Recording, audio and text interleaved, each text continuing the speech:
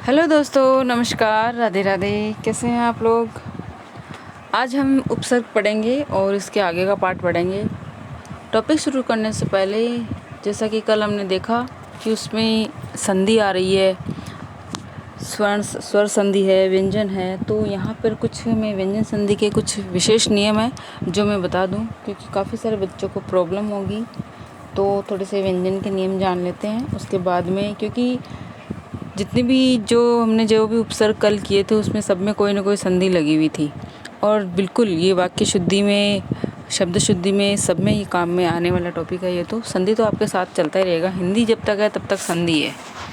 क्या है? हिंदी जब तक है तब तक संधि है। और संधि शब्द ऐसा है कि सबको साथ लेके चलने वाला है। चलिए तो देखिए, व्यंजन के इसमें ज़्यादातर उद और उत ये दो उपसर्ग आते हैं। जो तय वाले नियम हैं वो क्या क्या हैं, थोड़ा हम उनको बारीकी से जान लें ताकि आपका ये प्रश्न गलत नहीं हो। देखिए, जितने भी ये जो आपने संस्कृत में नाम सुना होगा जसत्व संधि, ठीक है, क्या मतलब होता है? यानी पहले वर्ण की जगह तीसरा वर्ण आ जाता है, ठीक है ना। और अगर ऐसा नहीं समझे तो आप इसको ऐसे देखिए, यहाँ पर ध्यान दीजिए एक बार, थोड़ा सा यहाँ पे, जैसे त है, किसी भी व्यंजन में त के आगे है आ जाता है तो त की जगह द बन जाएगा। क्या बन जाएगा? त की जगह तो द बन जाएगा और है की जगह ध बन जाएगा। मैं पहले ये वाला बताऊंगी, उसके बाद बताऊंगी कि ये आएंगे कैसे। देखिए, ये दद्द बन जाएगा। साथ के साथ इसका उदाहरण देख लीजिए यहाँ पे, उदहार। अब अपन इसकी संधि कैसे करते हैं, इसको खोलते कैसे हैं? उत प्लस हार। क्या बोलते हैं? उत प्लस हार। संस्कृत में इसे पूर्व सवर्ण संधि कहते हैं। झ संधि संस्कृत में इसे क्या बोलते हैं? पूर्व सवर्ण संधि बोलते हैं इसे। उद्धार बोलते हैं ना आप। और भी बहुत सारे इसके उदाहरण देखिए आगे।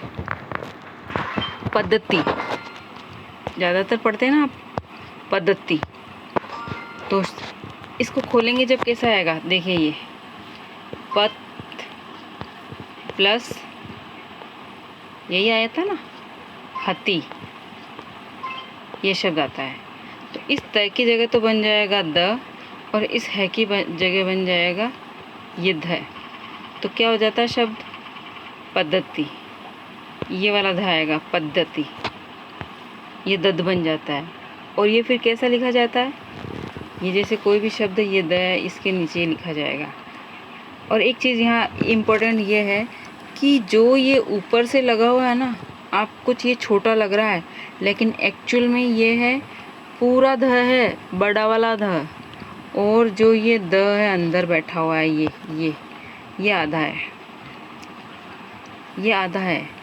क्योंकि कभी भी बेटे के कंधे पर बाप नहीं बैठता है, बाप के कंधे पर बेटा बैठता है। तो ये जो बैठा हुआ है ना, ये बेटा है, द, ठीक है। चलिए एक और उदाहरण बताती हूँ। तद्धित शब्द पढ़ते हैं ना आप, कृदंत प्रत्यय, तद्धित प्रत्यय शब्द कैसा, और शुद्ध शब्द यही है। ये देखो, ये लिख रखा है मैंने, ये पूरी लाइन, तद्धित, पद्धति, है ना, उद्धार, उद्धरण, ऐसे। तो एक नियम तो हो गया ये।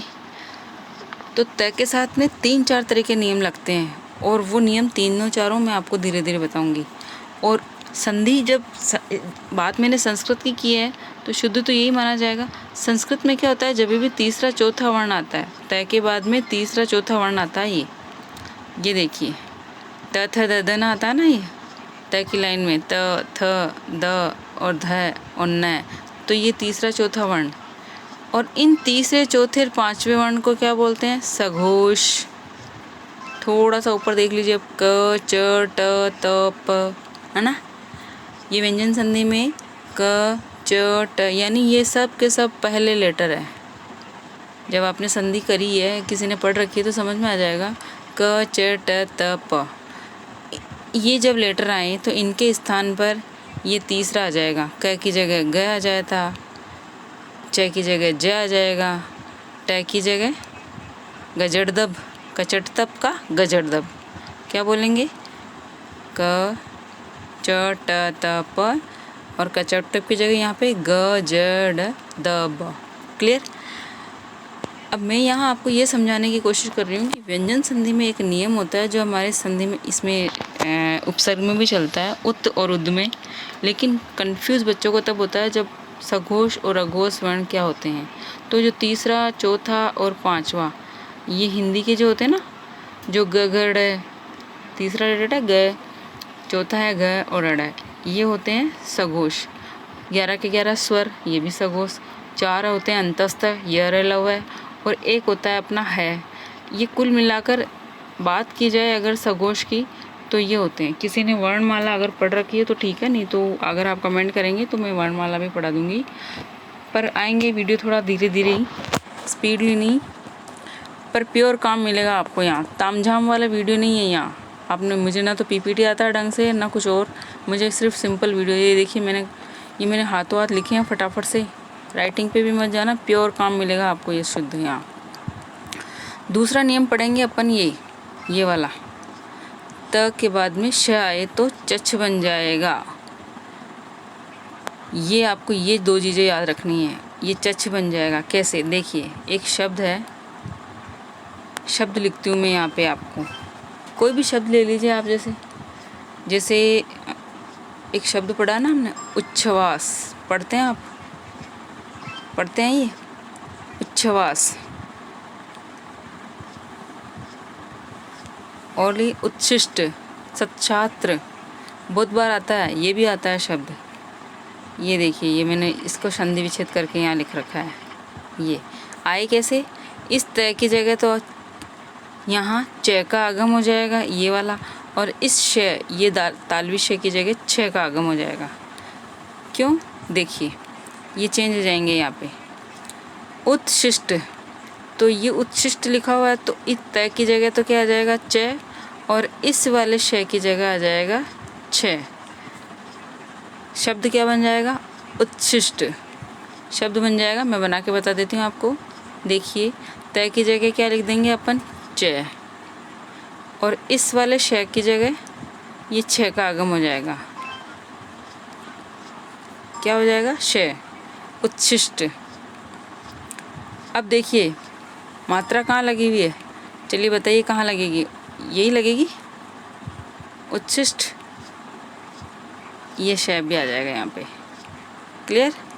और एक शब्द बना रही हूँ मैं, सच्छास्त्र। एक शब्द बना रही हूँ मैं यहाँ पे, सच्छास्त्र। ये बहुत बार पूछा गया है ये वाला शब्द, और गलती कहाँ होती है, क्योंकि एक बार तो दे देंगे ये शत, एक बार दे देंगे ये सद। राइट आपका ये सत ही होगा। बहुत इम्पोर्टेंट बात है, आरपीएससी ने भी इसको सही माना है। आरपीएससी ने उत को सही माना है, उद को नहीं माना है। उद संस्कृत में आए तो उद होगा, लेकिन अपने हिंदी में तो यही चलेगा। तो देखिए मैं क्या कहना चाह रही हूँ, ये क्या है, सच्छात्र, सच्छात्र। ये सत और ये टुकड़े करिए आप, शास्त्र, ये शब्द है। नियम क्या क्या है, इसकी जगह तो आप च लिख देंगे, क्योंकि ये हलंत है ना, तो ये भी आधा, इसकी जगह आप छ लिख देंगे, बस बन गया काम। बाकी की हटा दीजिए, ये मात्रा डबल है तो डबल, ठीक है ना। और इस स की जगह ये श आ ही रहा है, तो शब्द क्या बन जाएगा, सच्छास्त्र, क्लियर।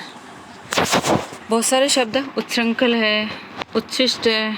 इसी तरह से आप देखिए त के बाद में अब मेन चीज़ हैं, एक साथ सारे बता देती हूँ, ल, ज, न, ड, ट, च। इस त के बाद में ये व्यंजन संधि में भी काम में आएगा भाई साहब। इस त के बाद में अगर ये 6 लेटर आए, ध्यान दीजिए, एक साथ 3 टॉपिक क्लियर हो रहे हैं, संधि भी क्लियर हो रही है, उपसर्ग भी क्लियर हो रहा है, और शब्द शुद्धि भी क्लियर हो रहे हैं। क्लियर, क्या करेंगे,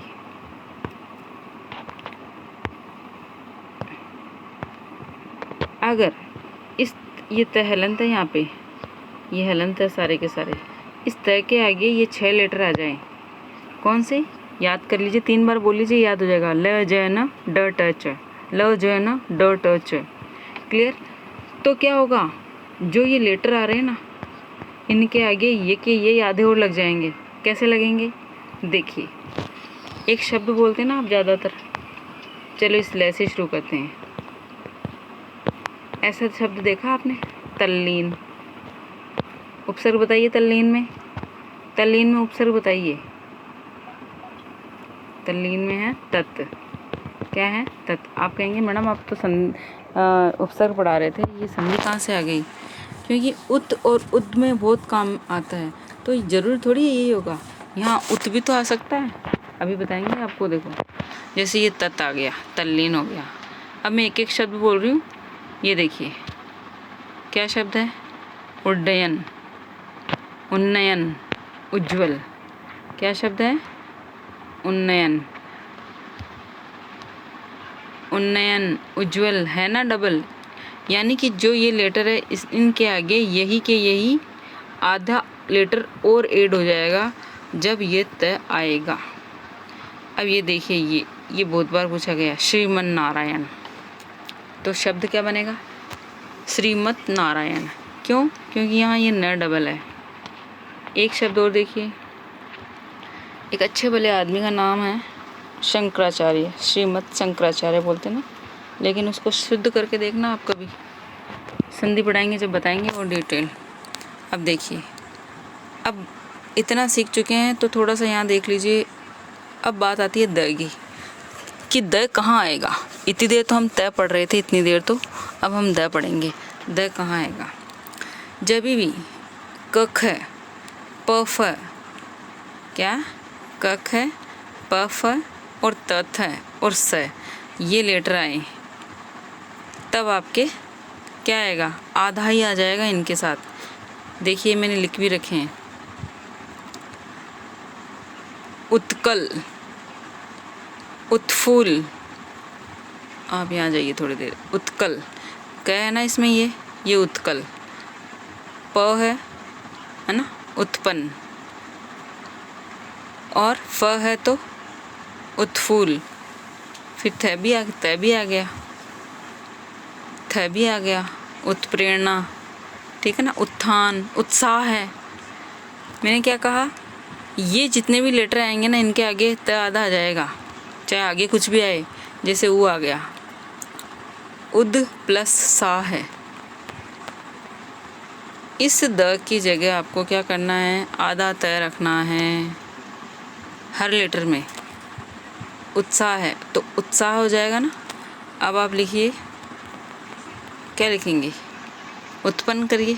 ये देखिए मैंने लिख दिया यहाँ पे, एक एक चीज़ लिखी है मैंने अच्छे से समझाने के लिए।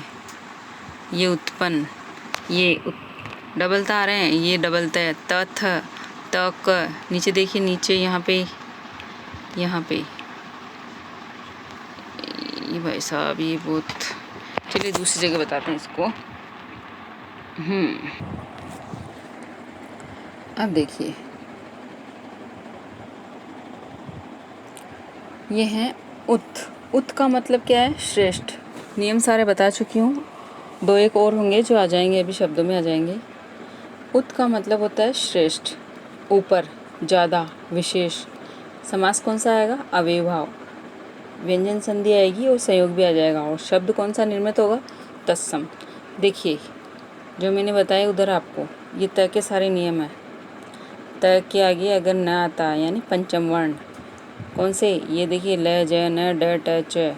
अगर पंचम वर्ण भी आए और लजन डचच भी आए तो क्या बन जाएगा? त की जगह। बताया मैंने अभी आपको। देखो ये रहा उल्लेख। एक एक शब्द बोल रही हूँ मैं, ध्यान से सुनना। ये क्या है? उल्लेख, उज्ज्वल, उन्नत। ये जो लेटर है ना, ये बीच वाले, ये डबल होते जा रहे हैं, वह टीका। एक एक का उदाहरण ले लिया मैंने। उत्मुख, उद्गम, है ना, उत्गम। क्यों? ये क्या है? ये देखिए ग, ये घ, ये य, ये र, ये य, सबका मैंने ले लिया एक एक का। यहाँ पर मैं आपको बताना चाह रही हूँ ये कि द मतलब कोई भी, जैसे द आ गया और उसके पास में तीसरा, चौथा और पांचवा ये रलव है और स्वर, इनसे भी तो आ सकता है। कोई लेजेंड डटच वालों ने कोई ठेका थोड़ी ले रखा है, इनसे भी आ सकता है ना। तो देखिए तीसरा चौथा पांचवा तो बताया ही है, ये अलावा का भी बताया। जैसे उद्योग पढ़ते हैं आप, एक शब्द है उद्योग, पढ़ते हैं ना उद्योग, मैं बोले जा रही हूँ, आप नोट करते जाइए, उद्योग है ना। और एक है उद्वेग, वैसे बन गया उद्वेग, ऐसे बन गया उद्योग। उद प्लस योग, उद प्लस वेग, क्लियर। और उद प्लस रेग, उद्रेग, उद्रेग बोलते हैं ना, तेज गति से चलने वाला उद्रेग। और स्वर में भी देख लीजिए आप, एक आधा स्वर का बता देती हूँ। ये देखिए ये रहा उदय, शब्द क्या है उदय, किसी का नाम भी तो हो सकता है उदय। अच्छा उदय में दो दो संधि लग रही है, एक तो व्यंजन तो लग ही रही है और एक अयादी भी लगती है ना। उत प्लस ये लगती है कि नहीं लगती है, अय आय औ आओ, याद कीजिए, आ गया याद। चलिए तीसरा चौथा पांचवा लेटर भी हो गया, लेजेंड लेटर्स भी हो गया, स्वर वाले भी हो गए, यरलवे भी हो गए। अब क्या बचा, है वाला भी आ गया। सारे ले लिए मैंने, कहीं भी गड़बड़ नहीं होनी चाहिए। अब देखिए एक शब्द है अगर, यहाँ देखिए आप, ये क ख प फ त थ स अगर ये आते हैं ना, जैसे मान लीजिए स आ गया तो उत्सव बोला मैंने, उत्साह बोला अभी आपको, तो इसमें क्या होगा, ये त चेंज नहीं होगा, बाकी सब में द बन जाएगा। इस बात मैं यही समझाने की कोशिश कर रही हूँ कि अगर, क्योंकि ये अघोष है ना, सामने अगर सघोष लेटर आए तो ही चेंज होगा, अघोष लेटर आएंगे चेंज नहीं होगा। और ये सारे के सारे कौन से लेटर हैं, ये वाले कौन से लेटर हैं, ये सब अघोष हैं। और ये वाले कौन से हैं, ये सघोष है। अघोष कौन से होते हैं, पहला और दूसरा लेटर। सघोष कौन से होते हैं, तीसरा चौथा पांचवा। तो मैंने बात ये कह रही हूँ कि अघोष में भी ये केवल पर्टिकुलर यही है, ये 7 एक लेटर हैं। ये देखिए कख है, दो दो के जोड़े हैं, पफ है और तथ है, और ये क्या आ गया स। ये ध्यान रखिए, अगर ये लेटर आए कब, प्लस के बाद, यानी कि इस त के बाद में अगर ये पूरे ये कख है, जो भी कुछ आए तो क्या होगा, चेंज नहीं होगा, इसकी जगह आधा तय लग जाएगा। जैसे मान लीजिए उत्कल आया ना, ये अघोष है और ये तय आ गया। उत्सव, उत्खनन, उत्थान, उत्पन्न, उत्फुल्ल। ये देखिए सॉरी मैंने यहाँ पे ख की जगह ये फ लिखना है, तो यहाँ पर क्या आएगा, तय रहेगा, यानी ये आधा बन जाएगा, ये आधा बन जाएगा। क्लियर, आगे चलिए।